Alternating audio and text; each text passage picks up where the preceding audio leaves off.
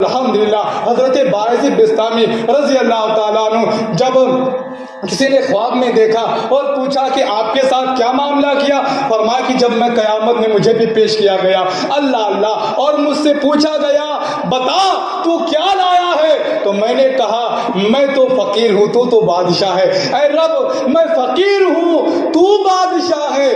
اور پھر بادشاہ یہ نہیں کہتا فقیر سے کہ تو کیا لایا ہے، بادشاہ تو یہ کہتا ہے تو کیا لینے آیا ہے، تو کیا لینے آیا ہے۔ تو پھر میں نے کہا، پھر اللہ تبارک و تعالیٰ کی رحمت جوش میں آئی، پھر رب نے فرمایا بتا تو کیا لینے آیا ہے، میں نے کہا تیری رحمت لینے آیا ہوں، میں تیری رحمت لینے آیا ہوں۔ اور بس پھر اللہ تبارک و تعالیٰ نے مجھے جنت نصیب فرما دیا۔ اللہ اکبر۔ بتاؤ مسلمانوں یہ جواب کیسے حاصل ہوتے ہیں، یہ جواب کیسے ملتے ہیں؟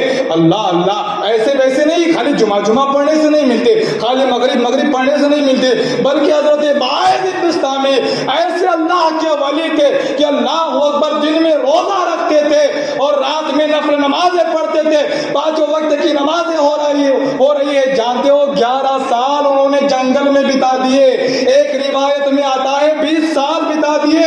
بھوک لگتی تھی تو جانتے ہو پتے کھا لیا کرتے تھے، یعنی جب وہ روزہ رکھتے تھے تو پیڑ کی پتیاں کھا لیتے تھے، تالاب میں سے پانی پی لیا کرتے تھے۔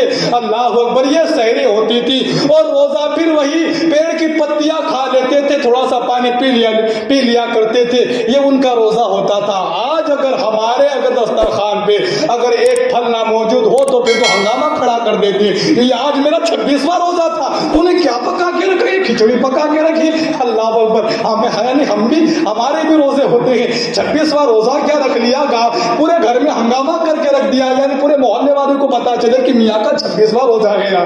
اللہ اکبر۔ ارے میاں اگر روزہ رکھنا ہی ہے تو باعث بستامی جیسا رکھ، ارے عمر بن خطاب جیسا رکھ۔ آپ سے پوچھا گیا اے عمر بن خطاب اصلی روزے کا مزہ کب ہے، فرماتے اصلی روزے کا مزہ تو تب ہے جب دھوپ بہت ہو اور اس دھوپ میں روزے دار مزدوری کر رہا ہو۔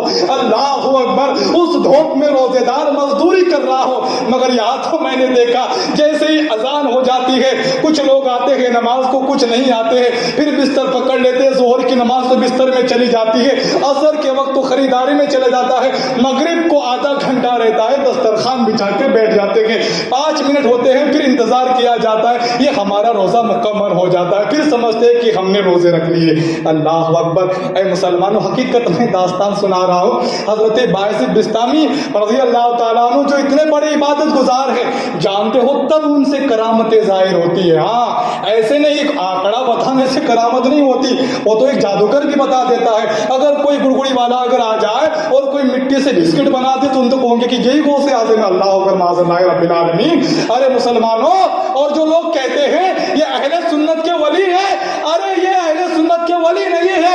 اہل سنت کے ولیوں کو دیکھنا ہے جیلانی میاں کو دیکھ لو، سبحان اللہ۔ اہل سنت کے ولی کو دیکھنا ہے حضور محدث کبیر کو دیکھ لو، حضور قائد ملت اسد رضا خان کو دیکھ لو۔ اہل سنت کے ولی کو دیکھنا ہے حضور تاج الشریعہ کو دیکھ لو۔ تم نے کس کو پکڑ کے لایا، یہ گانجا پینے والا اللہ کا ولی ہو سکتا ہے؟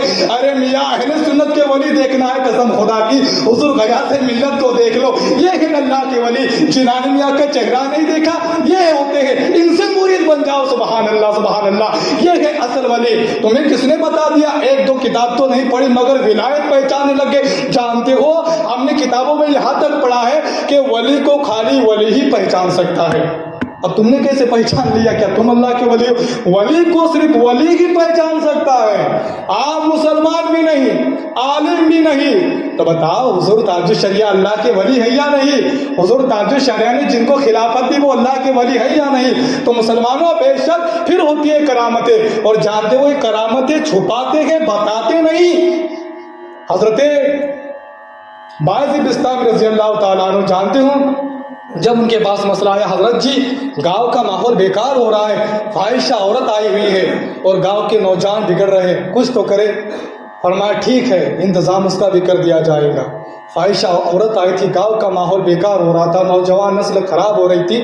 حضرت باعث بستامی پھر جاتے ہیں، جانتے ہو کئی رقم پیسہ لے کر، اس زمانے کا، اس دور کا پیسہ لے کر اس کے دروازے پر کھڑے ہو جاتے ہیں، اس کی کنیز باہر آتی ہے۔ فرمایا بابا یہ اللہ اللہ کرنے کی جگہ نہیں ہے، مسجد پکڑو کوئی۔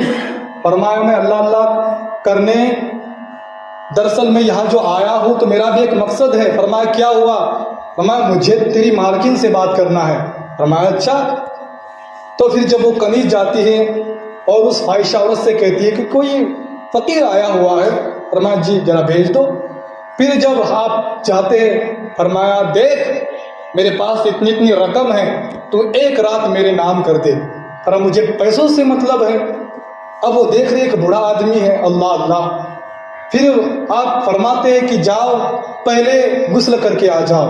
پھر جب وہ غسل فرما کر آتی ہے، فرمایا اب 2 رکعت نماز پڑھ لے۔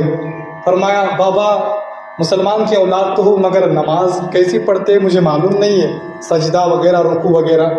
اچھا تو یہ مسئلہ ہے۔ فرمایا ٹھیک ہے، پھر میں نیت کروں گا تو بھی نیت کرنا، میں رکوع کروں گا تو بھی رکوع کرنا، میں سجدہ کروں گا تو بھی سجدہ کرنا۔ اللہ اللہ۔ دیکھیے یہ آپ رقم لے کے آئے تھے اس عورت کے پاس۔ فرمایا ٹھیک ہے بابا جی۔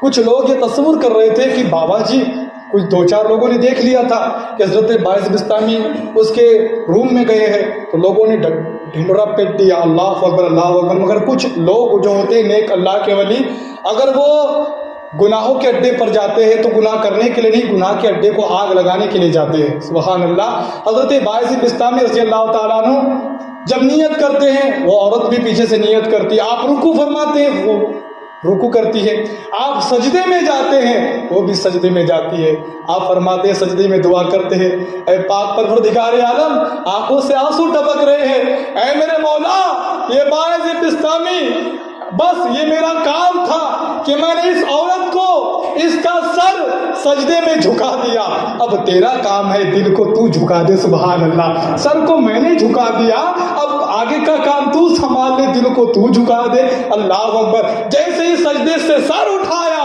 وہ عورت کہتی ہے